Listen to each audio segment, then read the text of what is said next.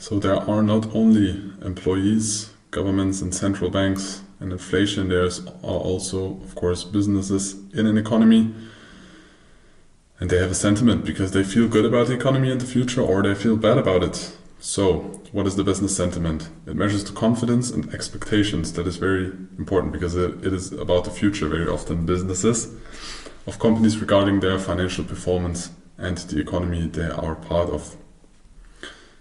They influence the investment process in general, they influence the employment rate because either they hire more people or they fire people, and they make production decisions based on that, or based on their sentiment, based on their calculations, based on their analysis. So they are directly impacting the economic growth and the market dynamics, and they impact the data central banks decide on their central bank policy. So they decide about the liquidity, and all those things are interconnected and they are all part of the economy. So it is important to know what their opinion is about the economy. What are the key indices? So you have common indicators like the purchasing manager index and the business confidence index. So this measures, it's just like a survey of managers in companies, and most of the times it is above or below 50. Above 50 is like economic growth, and below 50 most of the time is a contraction, economic contraction, so more of a negative sentiment. But how is the business sentiment measured? There are surveys, and the PMI or Purchasing Manager Index is one of the most important. So it's about the managers that decide about purchasing in a company. It's monthly published, and as I said, above 50 is expansion and below 50 is a contraction. Companies also plan for the future, so it also reflects the outlook of a business. It's not about what are you doing right now or what have you done in the past quarter. It's also about what are you planning to do in the upcoming quarters for the future performance. This is also important to know. The components are what is the current condition, what is the current financial outlook, what is the current production they have, either in services or in physical production, and what are your future projections for the next 6 to 12 months.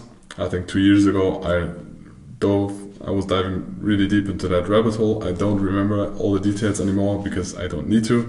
If you want to understand all the details, maybe in the future or next year we're going to make a product about this. But for this and for you as a trader and trying to learn our strategy, you just need to know the basics about this. You don't need to understand this completely.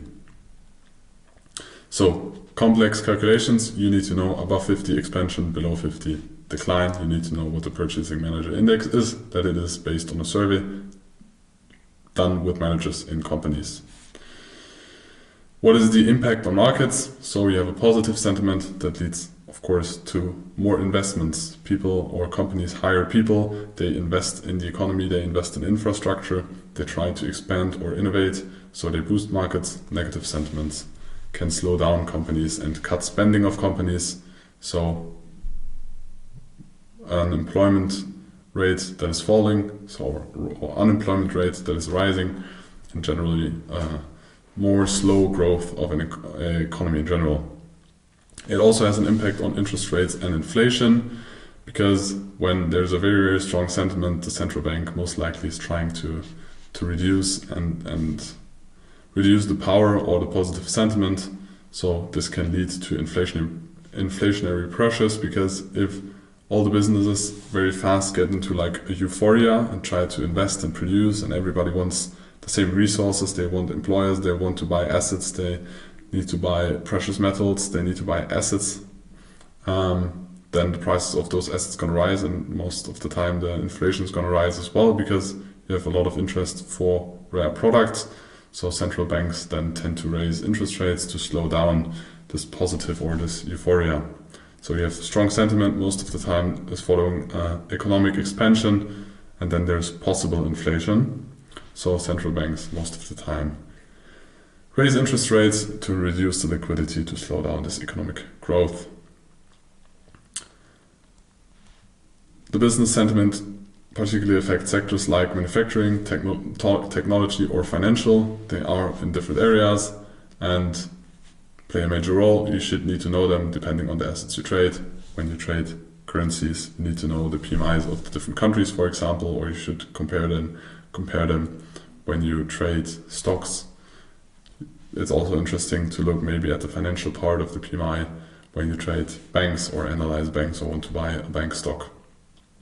So there are different ways to display this. You should know about it. That's it.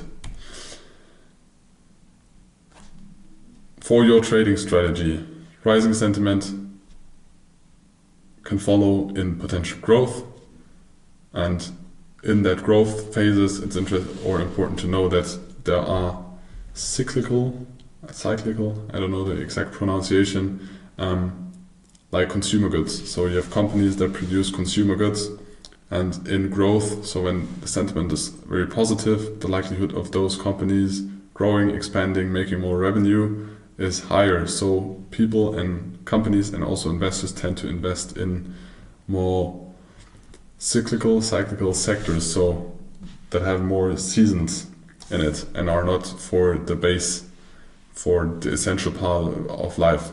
And when the market sentiment is more negative,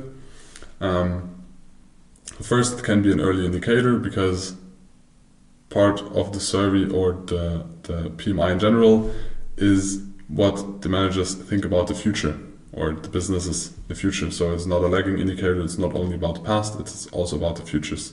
So you can try to spot a boom early with numbers of the PMI. An historical example is that the PMI dropped during 2008, so companies got very pessimistic, and then afterwards there was the financial crisis. While there was a rising PMI, when you saw the very strong recovery of the markets and economies during COVID, we had a very harsh drop down in 2020. You can see it in this graph, for example, in the United Kingdom, we had a very drop down, very pessimistic view, but then it completely reversed and got very positive. So you saw a very booming, as we all know nowadays. This was a kind of early indicator of rising markets and very strong or fast recovering markets and economies. What are the most important index? It's the ESM Purchasing Manager Index. So it shows the overall business sentiment based on surveys made to purchasing managers. Again, below 50, pessimistic forecast, above 50, positive forecast. There are different ones. There is the PMI for manufacturing, so companies that produce. There's a service PMI, so companies that are in the service business. And there's the hospital PMI, but I never really worked with that one, but it is there. That is about the health of an economy, or not about an economy, about the health of people in an economy. So let us continue with consumer sentiment.